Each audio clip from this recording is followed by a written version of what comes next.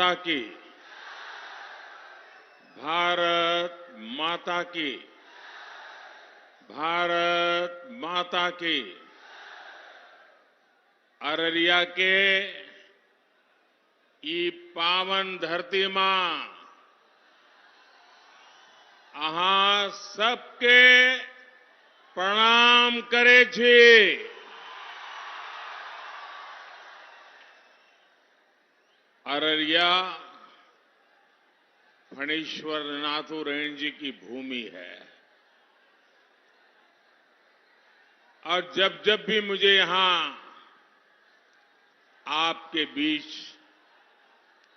आने का अवसर मिला है, हर बार बाबा मदनेश्वर और मां काली की कृपा और आप जनता जनार्दन आपका भरपूर आशीर्वाद मिला है। आज भी अररिया और सुपौल का ये स्नेह मेरे लिए बहुत बड़ी ऊर्जा है, बहुत बड़ी शक्ति है। मैं आपको विश्वास दिलाता हूं,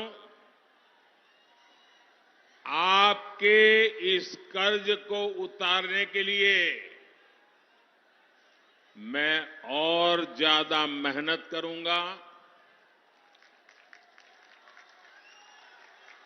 और तीसरे कार्यकाल में आपके हित में,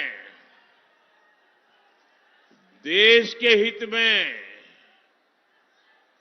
और ज्यादा बड़े फैसले देश लेने वाला है।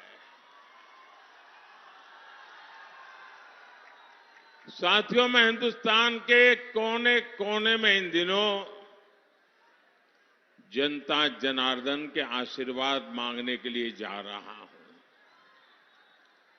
और देश के कोने में जहां जहां गया, शहर हो, गांव हो, पुरुष हो, स्त्री हो, युवा हो, युवती हो, पूरे देश एक ही बात कह रहा है, फिर एक बार, फिर एक बार, फिर एक बार। भाइयों और बहनों, आज दूसरे चरण का मतदान भी चल रहा है। ये लोकतंत्र का महापर्व है। मेरे सभी मतदाताओं से, विशेषकर युवा वोटर से अपील है कि ज्यादा से ज्यादा संख्या में वोट डालने के लिए जाएं।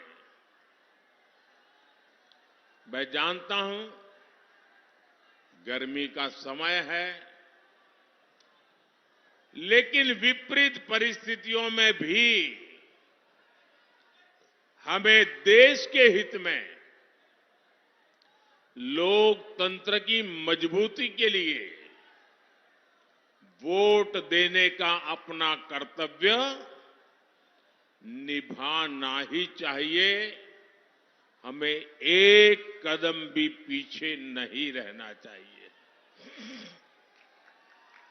और मेरा तो आपसे भी आग्रह है, जब आपके यहां मतदान का दिवस हो, हर पोलिंग बूथ में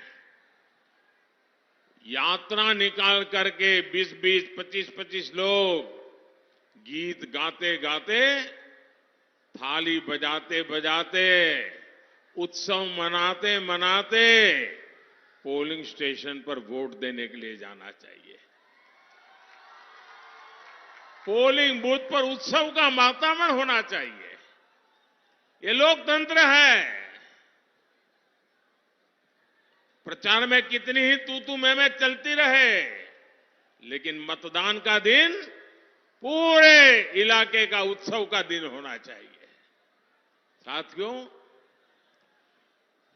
2024 का ये चुनाव भारत को आर्थिक और सामरिक रूप से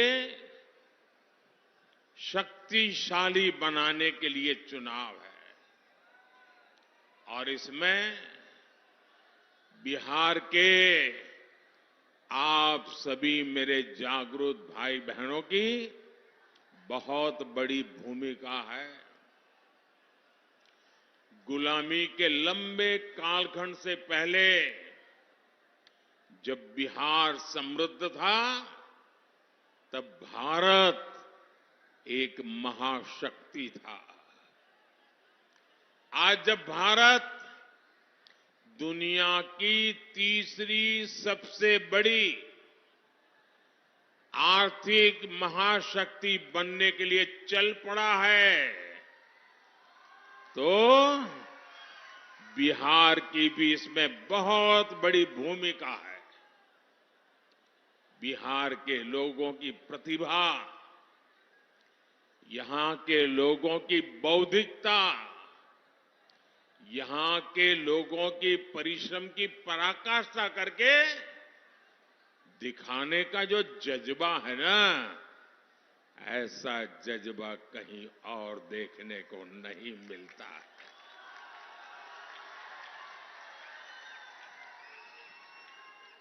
बिहार के इस सामर्थ्य को और बढ़ाने के लिए दिल्ली में आपका ये सेवक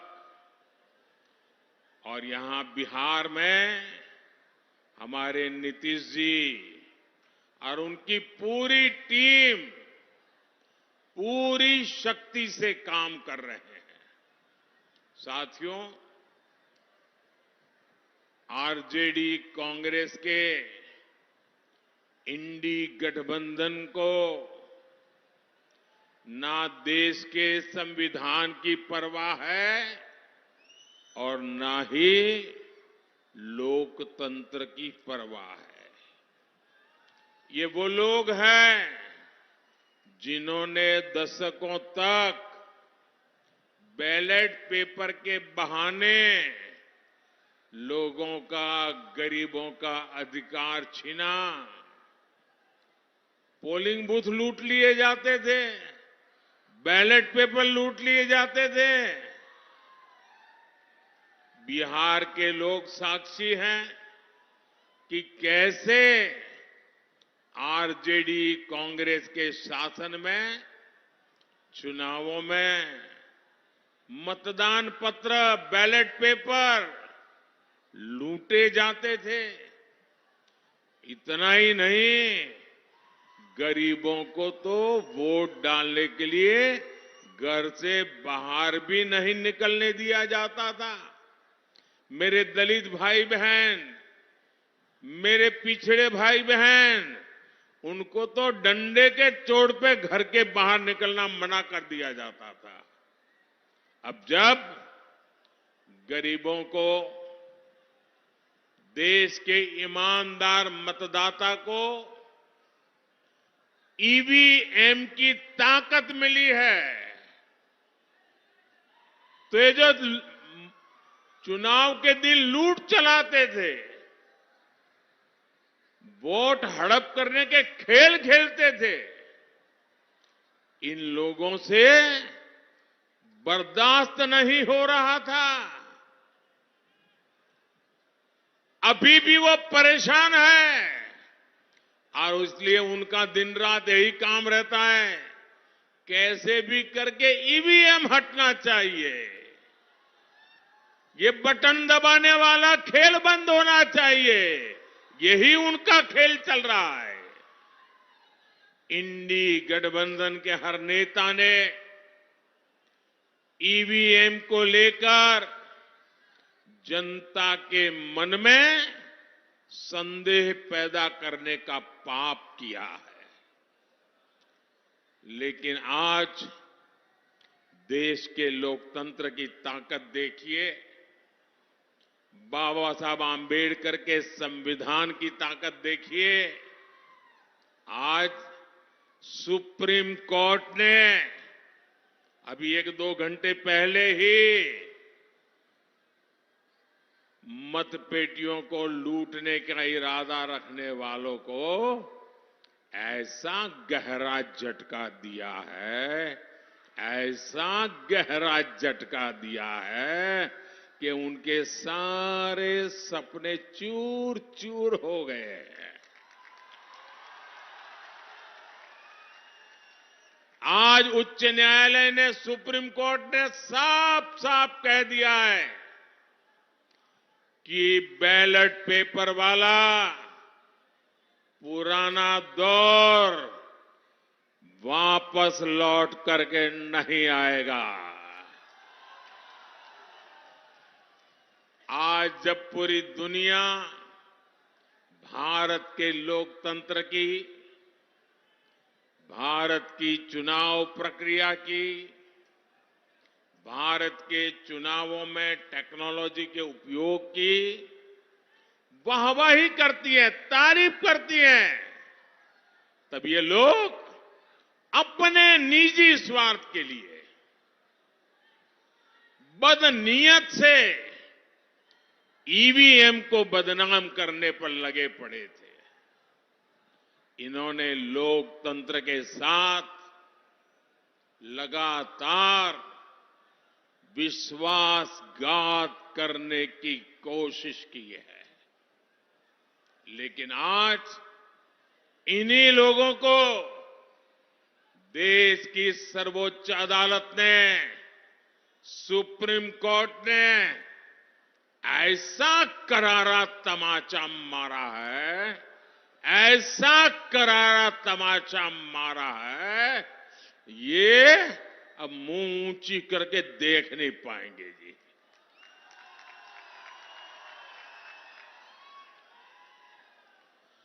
भाइयों बहनों, आज का दिन लोकतंत्र के लिए शुभ दिन है। आज का दिन लोकतंत्र के लिए विजय का दिन है। मेरे साथ मैं नारा बुलवाता हूं, बोलिए। मैं कहूंगा लोकतंत्र, आप कहे जिंदाबाद जिंदाबाद। लोकतंत्र, लोकतंत्र, लोकतंत्र। मैं दूसरा नारा बुलाता हूं, बाबा साहब आंबेडकर अमर रहे, अमर रहे। बाबा साहब आंबेडकर। इंडी गठबंधन के हर नेता को देश की जनता की माफी मांगनी चाहिए। माफी मांगनी चाहिए कि नहीं मांगनी चाहिए? माफी मांगनी चाहिए कि नहीं मांगनी चाहिए? साथियों, आज देश में राजनीति की 2 मुख्य धाराएं बन गई हैं। एक धारा बीजेपी और एनडीए की है, जिसका मकसद है देश के लोगों को सशक्त करना, हर लाभार्थी के दरवाजे तक खुद जाकर उसे लाभ पहुंचे। इसके विपरीत एक ऐसी धारा है कांग्रेस और आरजेडी की, इंडी गठबंधन वालों का मकसद है देश के लोगों से छीनना, उन्हें तरसाकर रखना और खुद की तिजोरी भरना। जैसे कांग्रेस हो या आरजेडी, इन दोनों पार्टियों ने बिहार के लोगों को विकास के लिए तरसा कर रखा। इन दोनों पार्टियों ने मिलकर बिहार के करोड़ों लोगों को दाने दाने का मोहताज बना दिया था। किसी के पास खेत खलिहान है तो नौकरी के बदले उसकी जमीन छीन लो।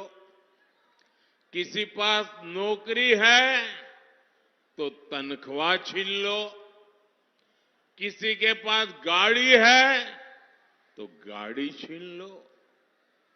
कोई थोड़ा भी सामर्थ्यवान है तो उसका अपहरण करवा लो।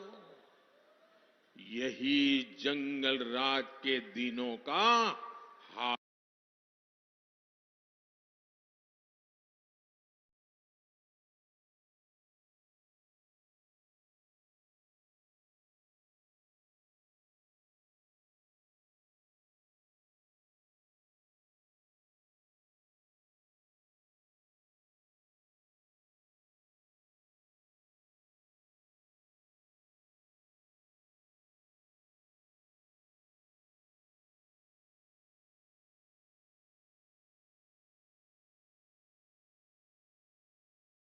एनडीए की सरकार मिलकर प्रयास कर रही है कि हर लाभार्थी के दरवाजे पर पहुंचे, उन्हें अपनी योजनाओं से जोड़े। पिछले 10 साल में बिहार के लोगों को 50,000 करोड़ रुपए, ये आंकड़ा याद रखोगे? मेरे बिहार के लोग तो बहुत जागरूक है। मैं जो आंकड़ा बोल रहा हूं याद रखोगे? जरा आप जवाब दे तो मैं बोलूं। जो मैं आंकड़ा बोल रहा हूं याद रखोगे? जो आंकड़ा मैं कह रहा हूं याद रखोगे? 50,000 करोड़ रुपए से ज्यादा डायरेक्ट बेनिफिट ट्रांसफर के तहत सीधा दिल्ली से आप सब लोगों के खाते में भेजे गए हैं। 50,000 करोड़ रुपया। अररिया और सुपौल के किसानों के बैंक खाते में पीएम किसान सम्मान निधि के 1,600 करोड़ रुपए जमा हुए हैं। कोई बिचौलिया नहीं, कोई रिश्वत नहीं, कोई कट नहीं, कोई चोरी नहीं, सीधा किसान के खाते में मोदी ने भेजा है। यहां अररिया और सुपौल दोनों जिलों में गरीबों को 3 लाख पक्के घर मिले हैं। 3 लाख पक्के घर। साथियों, बहनों बेटियों के जीवन को आसान बनाना, ये एनडीए की प्राथमिकता है। बहनों को उनकी सुविधा के लिए नल से जल मिला है, शौचालय मिला है, मुफ्त बिजली कनेक्शन मिले हैं। एनडीए सरकार की मुफ्त राशन की योजना ने हमारी माताओं, बहनों, बेटियों की बहुत बड़ी चिंता समाप्त कर दी है।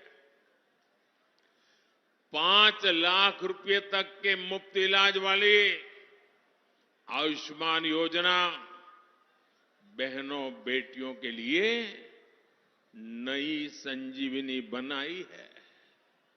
भाइयों बहनों, हम लोग तो जानते हैं अपने परिवारों में, क्योंकि मैं भी तो आप ही की तरह बिल्कुल सामान्य परिवार से, गरीब परिवार में पैदा होकर के आया हूं, और इसलिए मैंने उन दुख दर्द क्या होता है ना, वो जी करके आया हूं। आपने भी वही देखा है। हमारे यहां परिवार में कोई मां बीमार हो जाए ना, गंभीर बीमारी हो, लेकिन वो घर में किसी को पता ही नहीं चलने देती। वो दुख सहन करती है, काम करती रहती है, लेकिन घर में किसी को पता नहीं चलने देती कि उसे इतनी बड़ी मुसीबत हो रही है। क्यों? कि मां के मन में विचार रहता है कि अगर बच्चों को, परिवार को पता चल जाएगा कि मुझे बीमारी है तो वो मुझे अस्पताल ले जाएंगे, बहुत खर्चा होगा, ये बच्चे कर्ज कर देंगे और मेरे मरने के बाद बच्चों को कर्ज में जीना पड़ेगा। मैं अपने बच्चों को कर्ज नहीं करने दूंगी, मैं बीमारी सहन कर लूंगी, अगर मौत जल्दी आएगा तो स्वीकार कर लूंगी, लेकिन मेरे बच्चों पर मैं कभी भी कर्ज नहीं होने दूंगी। और हमारे देश की माताएं बहनें कितना ही ज्यादा दर्द क्यों न हो, कितनी ही बड़ी बीमारी क्यों न हो, वो सहन करती रहती है। तब मेरे मन में विचार आया कि फिर इस बेटे का दिल्ली में बैठने का क्या मतलब है।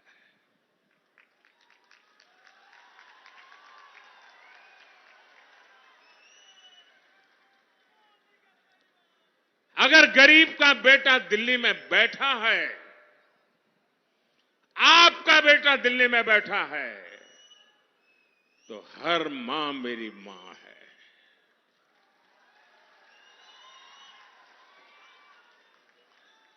उसका दर्द, उसके स्वास्थ्य की चिंता दिल्ली में उसका बेटा करेगा और उसका इलाज का पूरा खर्चा ये आपका बेटे करेगा। और अब मैं एक नई योजना आपके पास लेके आया हूं। किसी भी जाति बिरादरी में पैदा हुआ हो, कुछ भी कमाता हो, शहर में रहता हो, गांव में रहता हो, अब हर परिवार में बुजुर्ग होते ही होते हैं। 70 साल की उम्र के माता पिता, दादा दादी, नाना नानी, चाचा चाची हमारे परिवार में होते ही हैं। और वो कमा धमा तो सकते नहीं है, और जब कमा धमा सकते नहीं और बीमारी तो आ ही जाती है इस उम्र में, और बीमारी आती है तो जो बच्चे कमाते हैं उन पर खर्च आ जाता है। अब बच्चों के लिए चिंता होती है कि मां बाप की बीमारी में पैसा खर्चो करूं कि बच्चों की पढ़ाई में खर्चा करूं।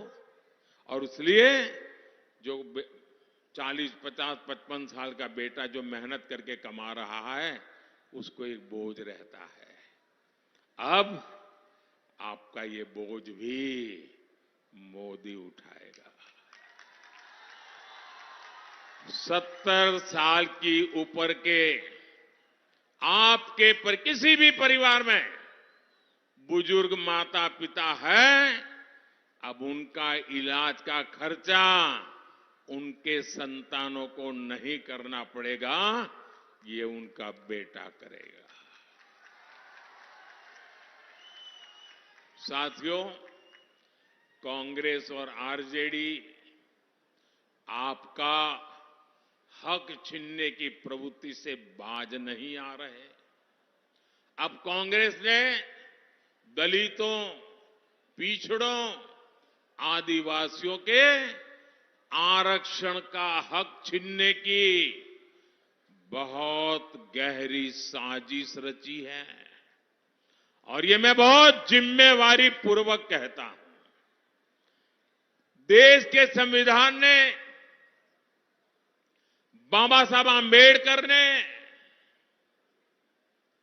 साफ साफ कहा है कि भारत में धर्म आधारित आरक्षण नहीं हो सकता।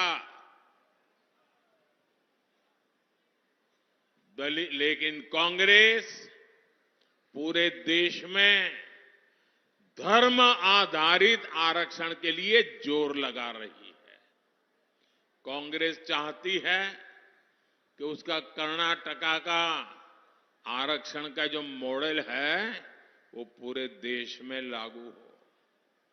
और ये कर्नाटका का आरक्षण का मॉडल क्या है, ये कर्नाटका का रिजर्वेशन का मॉडल क्या है, आप सब बिहार के मेरे भाइयों बहनों को मैं ध्यान से समझाना चाहता हूं। और जो लोग नहीं है ना, उनको भी मेरा वीडियो जरूर भेज देना, पूरे बिहार के घर घर में पहुंचा देना। मैं जरा बड़े दर्द और दुख के साथ, और आपकी चिंता है ना इसलिए मैं बात कहना चाहता हूं। कर्नाटका का मॉडल क्या है?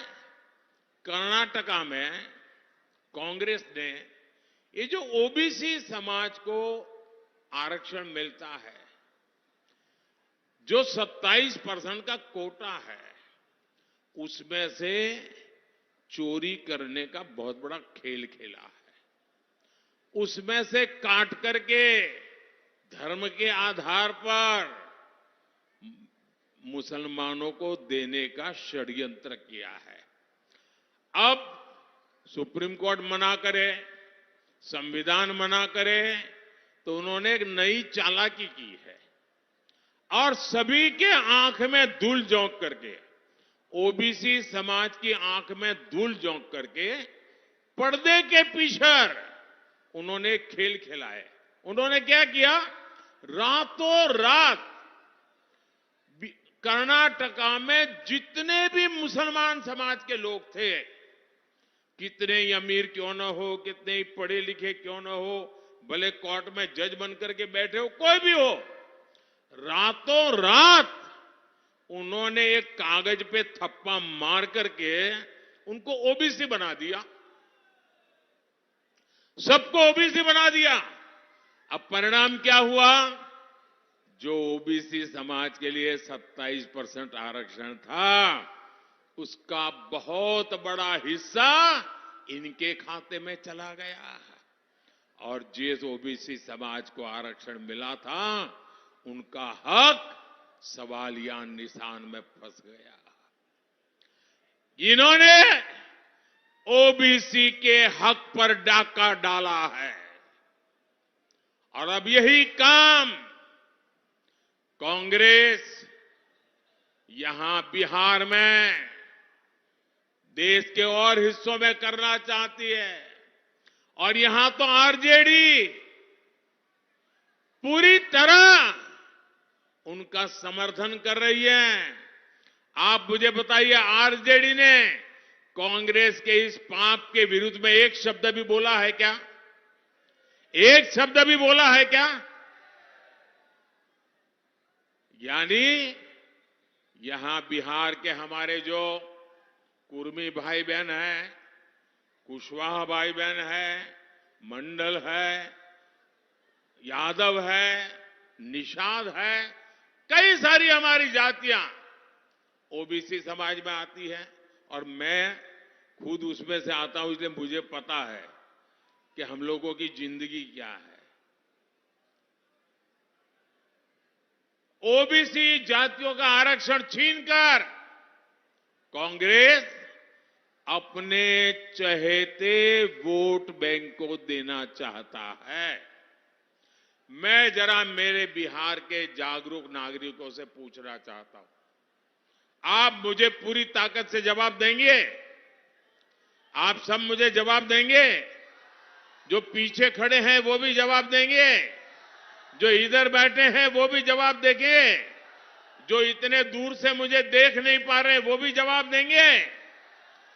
क्या आप ओबीसी के आरक्षण को लूटने देंगे?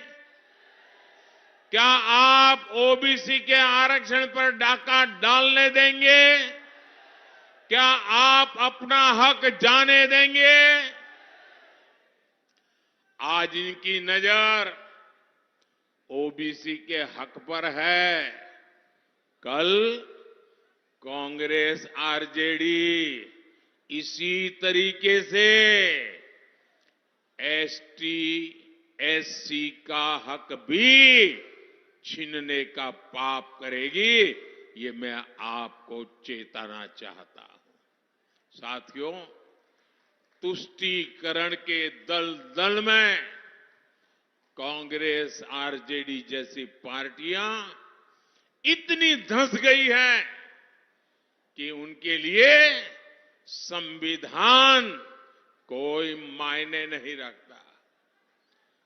संविधान की भावना मायने नहीं रखती, बाबा साहब आंबेडकर की बात मायने नहीं रखती।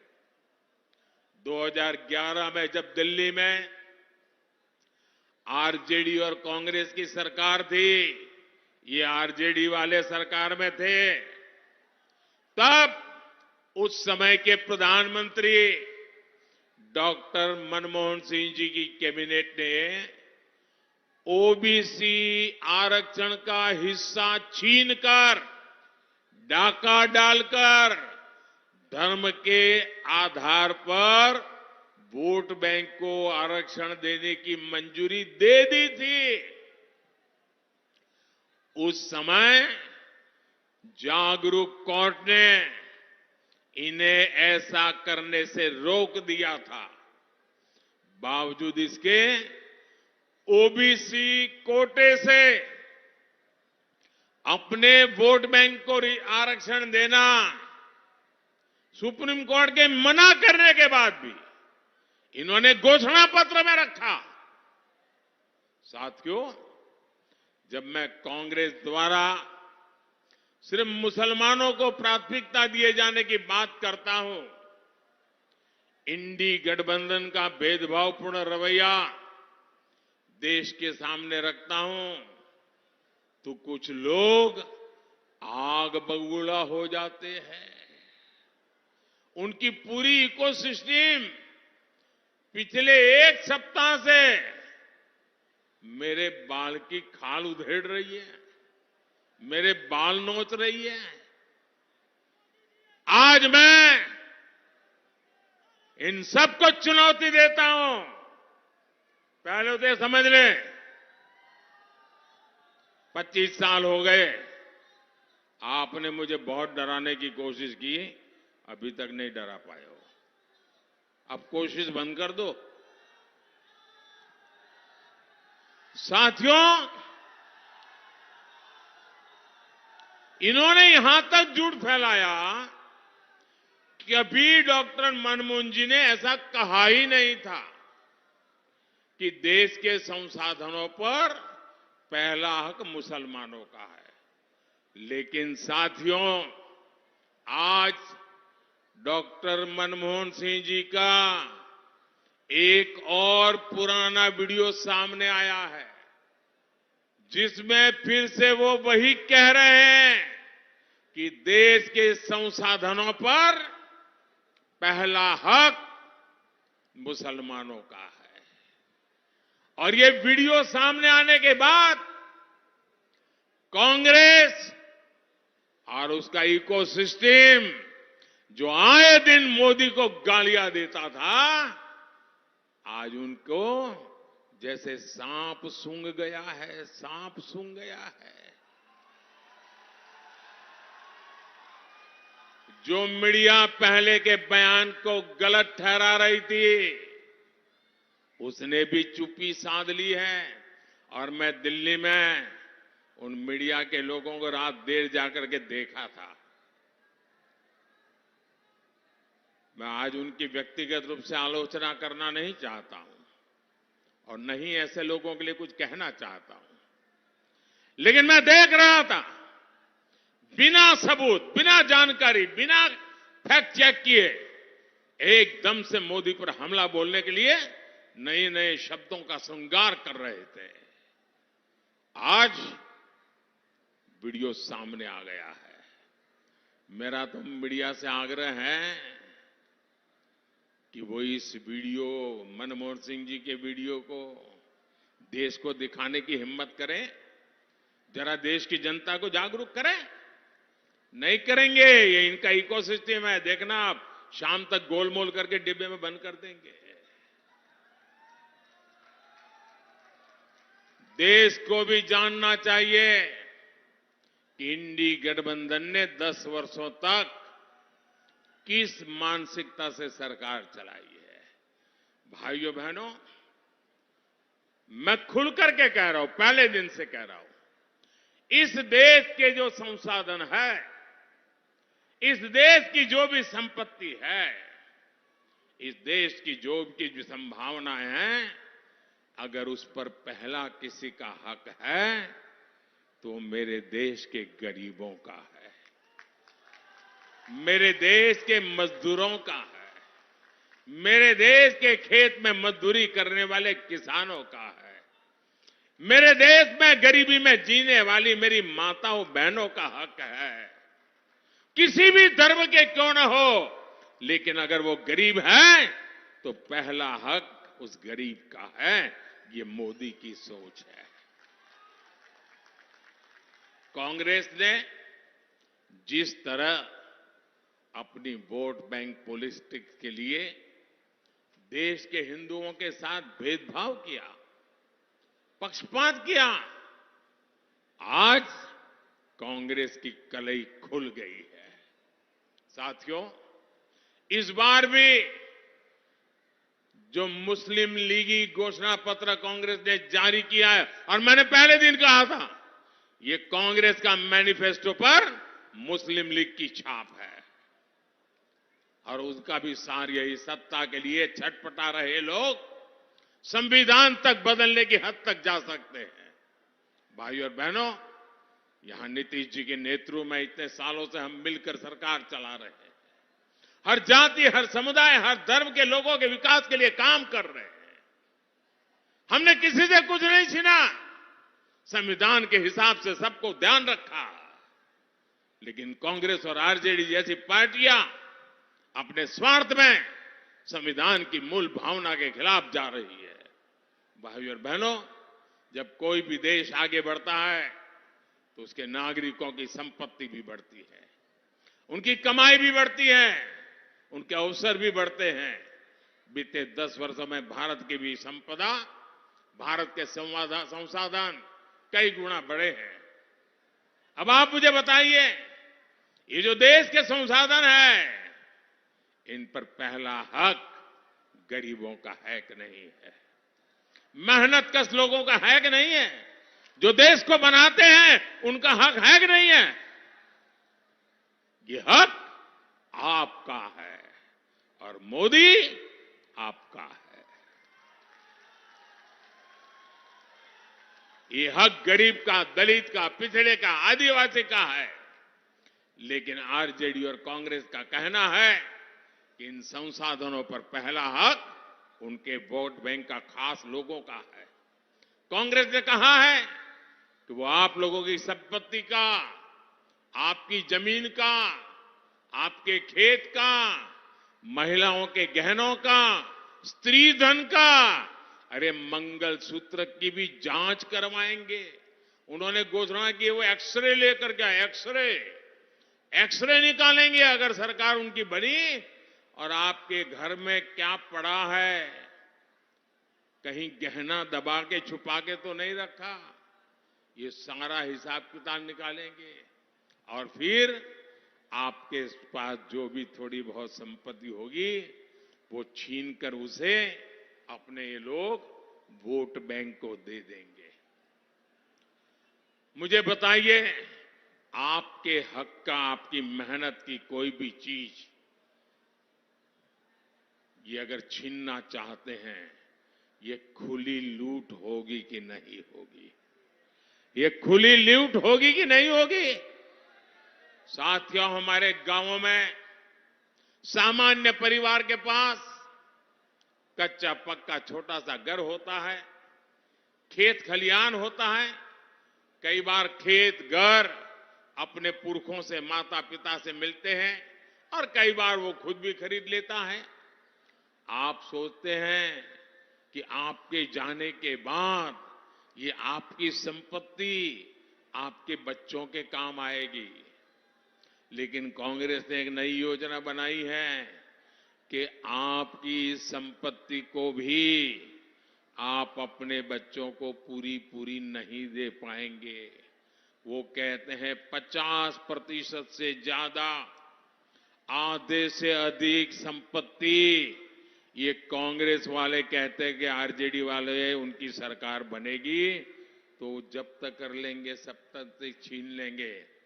आप अपने बच्चे को जो संपत्ति देना चाहते हैं, आपके गुजर जाने के बाद कांग्रेस उस पर 55% टैक्स लगाना चाहती है। और इसलिए आज देश में एक नया नारा गांव गांव से सुनाई दे रहा है, हर गरीब के घर से सुनाई दे रहा है, और नारा कह रहा है, कांग्रेस की लूट, कांग्रेस की लूट जिंदगी के साथ भी, जिंदगी के बाद भी। साथियों, एनडीए गठबंधन की सोच को एनडीए को दिया आपका वोट रोक सकता है। उनको रोकने की ताकत आपके वोट में है। आप मुझे आशीर्वाद दीजिए, मैं जी जान से लड़ूंगा, लेकिन उनके ऐसे मंसूबे पार नहीं होना देगा। साथियों, इस क्षेत्र में नए हाईवे हो, नई रेल हो, नई ट्रेन हो, ऐसे काम हो रहे हैं। पूर्णिया में इथेनॉल प्लांट से किसानों का कितना फायदा हो रहा है। ऐसा ही काम बिहार में नया निवेश लाएगा और निवेश से नौकरी मिलेगी। इसलिए 7 मई को कमल के फूल और तीर चुनाव चिन्ह पर हर बूथ पर भारी मतदान होना चाहिए।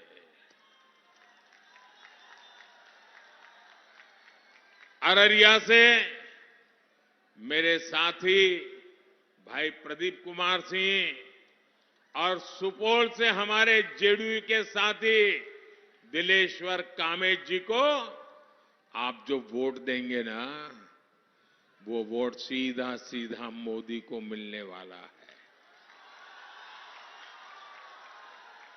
तो घर घर जाएंगे, ज्यादा से ज्यादा वोट करवाएंगे। मेरा एक और काम करिएगा, घर घर जाइएगा और कहिएगा कि मोदी जी आए थे, मोदी जी ने आपको प्रणाम कहा है, मेरा प्रणाम हर घर को पहुंचा देना। मेरे साथ बोलिए, भारत माता की, भारत माता की, भारत माता की। बहुत बहुत धन्यवाद।